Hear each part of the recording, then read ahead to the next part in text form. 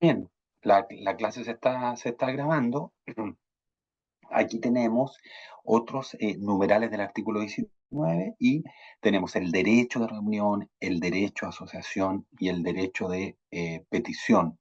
19 número 13, 19 número 15, 19 número 14. Hay alguna, en todas las clases que hemos grabado, hay algunas características comunes, pero en este caso estos tres derechos corresponden, según la clasificación vista en clase, a libertades, que cuando empecemos el capítulo tercero hay una clasificación que vamos a ver. Y dentro de la que son libertades, igualdades, derechos económicos, sociales, culturales y ambientales y derechos políticos, están en el tercero y en el segundo. Y aquí dentro de esto, por supuesto, hay derechos políticos que están matizados respecto al capítulo 2 de derecho a sufragio, derecho a elegir y ser elegido, derecho a formar asociaciones políticas, en fin. Entonces estas son libertades que protegen intereses intelectuales, es decir, aquellas que están referidas a libertades espirituales para satisfacer las inquietudes racionales del hombre. Y dentro del proceso de generación de derechos humanos, que ustedes ya lo conocen, estas libertades corresponden a la primera generación, esto es, derechos civiles, y yo la agrupo en segunda generación política, algunos profesores, derecho civil y político aparece más pedagógico, más claro, hacer primera generación derechos civiles, segunda generación derechos políticos, que buscan colocar frenos al poder político del Estado, haciendo la asamblea respecto al derecho de asociaciones. El derecho de asociaciones es bien importante porque no se encontraba en la Declaración de los Derechos del Hombre y del Ciudadano 1779, sino que se incorporó con posterioridad, hacia 1830, muy posterioridad. Y eso era muy sencillo porque no se quería que hubiera ninguna intermediación entre lo que era la soberanía popular, el hombre y el Estado. Por ello, el rechazo a los grupos intermedios, por ejemplo, los partidos políticos. Eh, Nuevamente, esta triple dimensión, cuando estudien los derechos fundamentales, cuando tengan que informar, cuando tengan que resolver alguna acción, un recurso, no importa en la institución o si es de ejercicio libre, siempre, por supuesto, hay que ir a la Constitución, pero también hay que ver si tenemos algún tratado, si hay algún texto internacional que nos vincula, declaraciones, pactos, y junto con eso su jurisprudencia. Y tenemos que ver qué leyes configuran, ¿no es cierto?, delimitan este derecho fundamental. Entonces, siempre esa triple dimensión más la jurisprudencia nacional. El derecho a reunirse pacíficamente sin permiso previo y sin armas. Eh, Ahí lo pueden leer ustedes, ¿no es cierto? Las reuniones en las plazas y calles y demás lugares de uso público se realizan por la Dirección General de Policía. Esto consiste en el hecho de encontrarse personas en un mismo sitio, de forma breve, periódica, momentánea. Y de reunirse pacíficamente, por supuesto, está muy conectado con los derechos políticos. Eh, Esta libertad se traduce en un número indeterminado de personas que se agrupen en forma, esto es importante, momentánea, para plantear problemas comunes. Al plantearse temas de esta índole comunes pueden ser de todo tipo, deportivos, culturales, políticos. Entonces, se ha estimado que esta libertad, y ahí la conexión con otros derechos, con los derechos políticos del capítulo segundo de Nacionalidad y Ciudadanía, se ha estimado que esta libertad comprende otros derechos fundamentales, por ejemplo, la libertad personal, 19 número 7, libertad de movilización, o bien como pura manifestación de la libertad de expresión. Bien. Eh, Se pueden distinguir aquí dos cosas. Si la reunión es privada, no se necesita permiso de la autoridad, pero hay que recalcar dos cosas. La reunión, esto es muy importante, la reunión debe ser pacífica y sin armas, excluyéndose cualquier reunión con fines violentistas. Ahora, lo diferente en la reunión cuando es pública, en este caso se entiende que las personas tienen siempre la facultad de congregarse y juntarse para escuchar ideas, intercambiarlas y acordar acciones de impulso. En este caso, la Constitución, esto, ¿a quién se lo encargó? A las disposiciones generales de la policía. Y aquí viene un tema doctrinario de 1980 que se ha estado discutiendo. También vamos a ver al introducirnos en el capítulo tercero que la única forma de limitar, restringir, suspender, yo creo que la mejor palabra sería restricción, debe hacerse a través de la ley, de la fuente formal del derecho a través de la ley, y en este caso las disposiciones generales de policía serían disposiciones reglamentarias del Ejecutivo a través de decretos, sin perjuicio que lo mandata la propia Constitución, ahí habría una contradicción sobre la protección de los derechos humanos. Finalmente, en relación a las disposiciones generales de policía, se encuentra vigente el Decreto Supremo 1086 del Ministerio del Interior, publicado en el Diario Oficial el 16 de septiembre del 83, que fue modificado por el 1498 de octubre del 89. Entonces, el artículo dice, indica que en el caso de reuniones públicas debe pedirse autorización por escrito con al menos 2 días hábiles de anticipación, indicando el nombre de la organización y su individualización. Si no se cumplen estos requisitos, las manifestaciones pueden ser disueltas. Aquí hay todo una jurisprudencia de la Corte Interamericana, también el Instituto Nacional de Derechos Humanos en sus publicaciones anuales. Algunos años hemos leído sobre el derecho de reunión. Hay una crítica fuerte tanto de la jurisprudencia intencional como la doctrina, que en el ideal cualquier persona debiera marchar.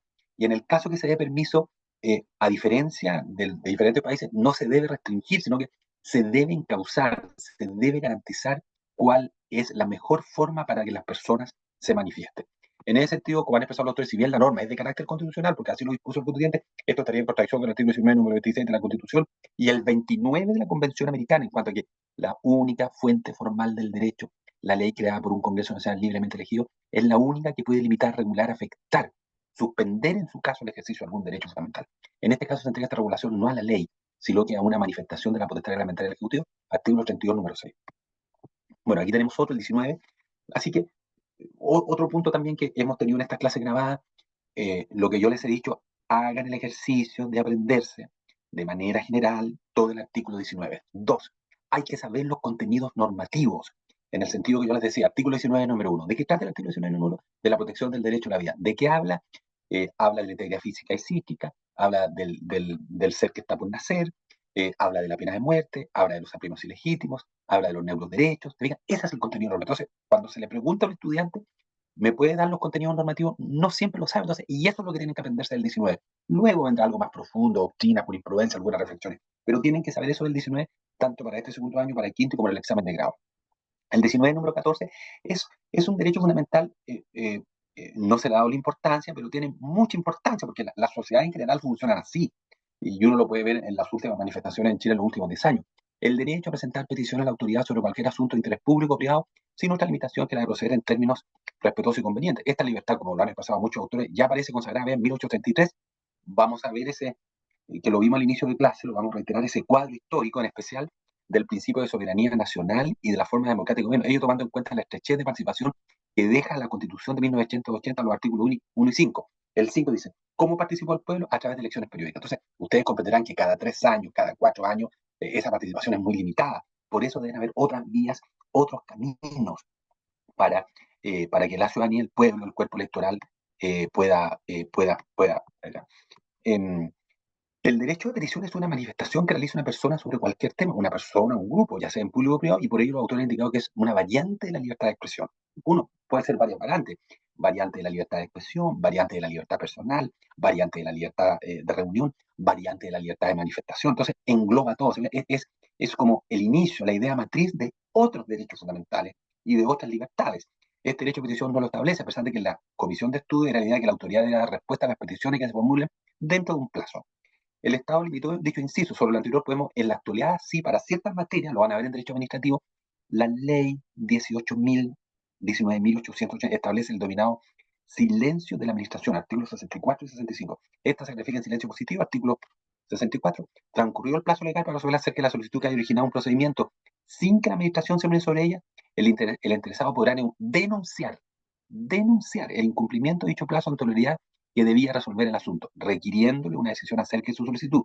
Dicha autoridad deberá otorgar un recibo de la denuncia con la expresión de su fecha y elevar de ella copia a su superior jerárquico dentro del plazo de 24 horas. Si la autoridad que debería resolver el asunto no se pronuncia en el plazo de 5 días, contado desde la recepción de la denuncia, la solicitud del interesado se entenderá aceptada. ¿Se fijan?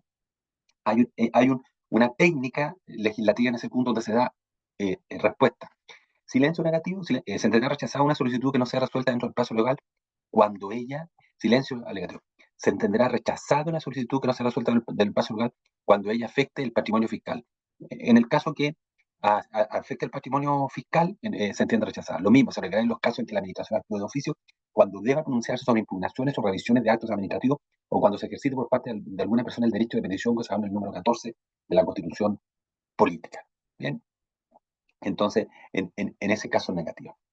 Y hay otro derecho fundamental que la Constitución asegura a todas las personas, el 15, el derecho a asociarse sin permiso previo para gozar de personalidad jurídica. Las asociaciones deberán constituirse en conformidad a la ley.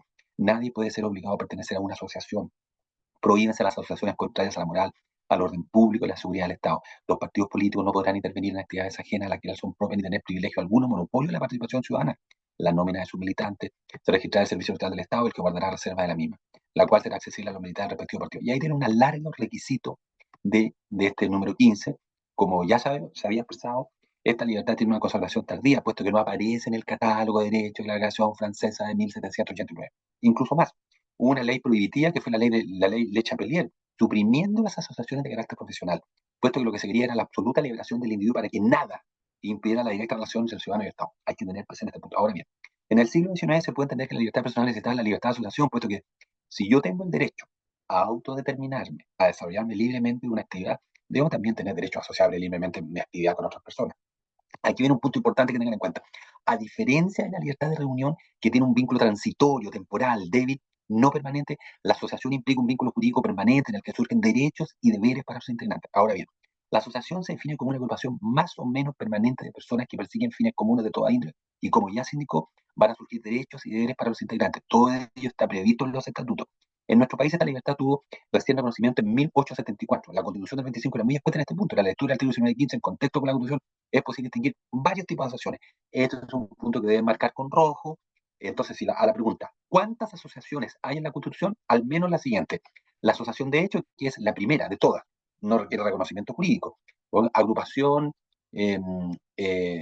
amigos del fútbol, agrupación de estudiantes por la poesía. Son grupos que se forman de hecho y no necesariamente tienen que tener el reconocimiento jurídico. La asociación que tiene personalidad jurídica, según lo que determina la ley, la tradicional, la propia Constitución otorga personalidad jurídica de derecho público al fisco, al gobierno regional, a las municipalidades. Están los partidos políticos en este mismo artículo, los sindicatos en el 19, número 19, están los colegios profesionales en el 19, número 16, y las entidades religiosas en el 19, número 6. ¿Se fijan? Hay varias asociaciones que la propia Constitución consagra. Hay una serie de asociaciones que tienen la personalidad jurídica de derecho privado, algunas requieren el decreto del presidente, como las corporaciones y fundaciones, como tenían que ser, de acuerdo al constitucionalismo y a nuestra constitución y a la dignidad, las asociaciones contrarias a la moral, al orden público y a la seguridad del Estado. Por otro lado, hay un principio general que es la libertad de asociación, como le indica el artículo 20 de la Declaración Universal de Derechos Humanos. Volvamos a los derechos políticos. Yo tengo como derecho político el derecho a formar asociaciones políticas, pero también el derecho a desafiliarme de esas asociaciones, asociaciones de trabajadores. Entonces, ese es el derecho fundamental.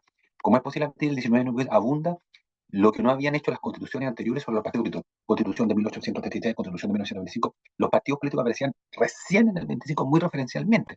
Entonces, eso, que corresponden a agrupaciones organizadas, estables, que solicitan apoyo social a su ideología y programas políticos para competir por el poder y participar en la orientación política del Estado. ¿Se acuerdan en teoría política? Los partidos políticos son una fuerza política. ¿Y qué es lo que los distingue de las demás fuerzas políticas? Grupos de opinión, eh, opinión pública, burocracia, iglesia, y ellos acceden al poder, quieren el poder. Los grupos de presión no quieren el poder, simplemente quieren influenciar determinadas decisiones.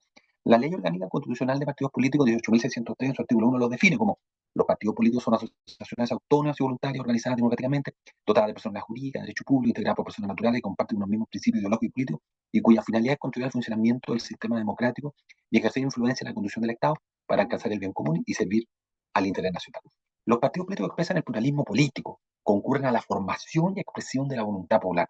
Son instrumentos fundamentales para la participación política democrática y contribuyen a la integración de la representación nacional y son mediadores entre las personas y el Estado. Más allá de todas las críticas que hoy que los partidos políticos del Congreso Nacional aparece en los últimos lugares de aprobación, siguen siendo un cuerpo intermedio fundamental para el funcionamiento de la democracia porque recogen las ideas de los diferentes grupos y sus posiciones ideológicas.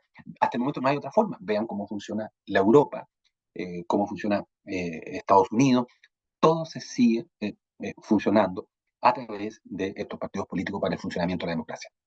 Los partidos políticos deberán contribuir al fortalecimiento de la democracia y al respeto, garantía y promoción de los derechos humanos reconocidos en la Constitución, los tratados internacionales ratificados y vigentes en Chile y en las leyes. La otra referencia que hace el artículo 19 de los partidos son no podrán intervenir en actividades ajenas a las que les son propias ni tener privilegio alguno. Su contabilidad debe ser pública. La fuente de su financiamiento no podrá provenir de dinero, bienes, donación, aporte ni que es de origen extranjero, muy discutido desde la época de 1990. Sus estatutos deberán contemplar normas que aseguren una efectiva democracia interna. Bueno, para todo eso está el CERVEL, las normas de su militancia se registrarán en el servicio electoral, el que guardará la reserva de la misma, la que será accesible a los militantes del partido.